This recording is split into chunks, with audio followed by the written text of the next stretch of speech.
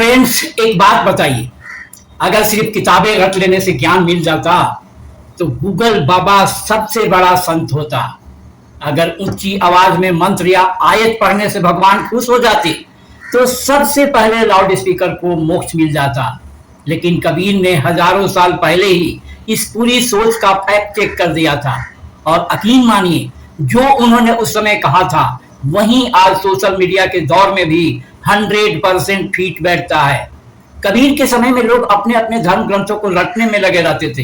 किसी को लगता था कि वेद और पुराण पढ़ लेने से सब कुछ मिल जाएगा, तो किसी को लगता था कि सिर्फ कुरान पढ़ लेने से इंसान सबसे बड़ा धार्मिक बन जाएगा।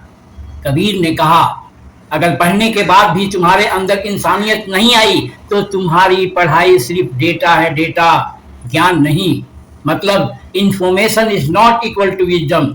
आज भी देख लीजिए, लोग इंस्टाग्राम पर धार्मिक कोट पोस्ट करते हैं, फेसबुक पर जय श्री राम या अस्सलाम वालेकुम लिखते हैं, लेकिन सड़क पर किसी घायल इंसान को देखकर निकल जाते हैं। कबीर शायद आज होते तो कहते, स्टेटस नहीं, कैरेक्टर अपडेट करो। कबीर किसी एक धर्म के खिलाफ नहीं थे, वे हर उस इंसान के खिलाफ थे जो धर्म का इस्तेमाल इंसानियत छोड़ने के लिए करता था।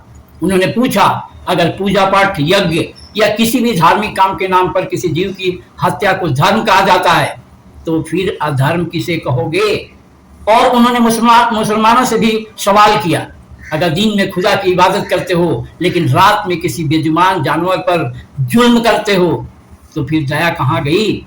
ध्यान दीजिए, कबीर का निशाना धर्म नहीं था, कबीर का निशाना पाखंड था। फ्रेंड्स, सोचिए, अगर कबीर आज इंस्टाग्राम या यूट्यूब पर होते तो शायद उनका पहला वीडियो होता, पीओवी, तुमने पूरी किताब पढ़ ली लेकिन इंसान बनना भूल गए।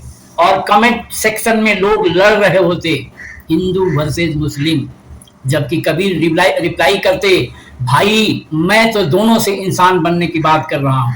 यही तो उनकी सबसे बड़ी खूबी थी। उन्होंने किसी को ब्लाइंड सपोर्ट नहीं किया, उन्होंने हर उस सोच को चैलेंज किया जो इंसान को इंसान से दूर कर रही थी। इसलिए कबीर आज भी जिंदा हैं, उनकी वजह से नहीं, उनके सवालों की वजह से। तो आज का सवाल आपसे, आप धर्म को जी रहे हैं या सिर्फ डिस्प्ले पिक्चर बनाकर घूम रहे हैं? आप भगवान को खोज रहे हैं या सिर्फ अपने रिलीजन का स्कोर बढ़ा रहे हैं? याद रखिए, धर्म की असली परीक्षा मंदिर, मस्जिद या किताबों में नहीं, बल्कि इस बात में है कि आपके कारण किसी इंसान की जिंदगी आसान हुई या मुश्किल। कमेंट में जरूर बताइए, क्या आज के दौर में भी कबीर की बातें उतनी ही प्रासंगिक है जितनी 100 साल पहले थी?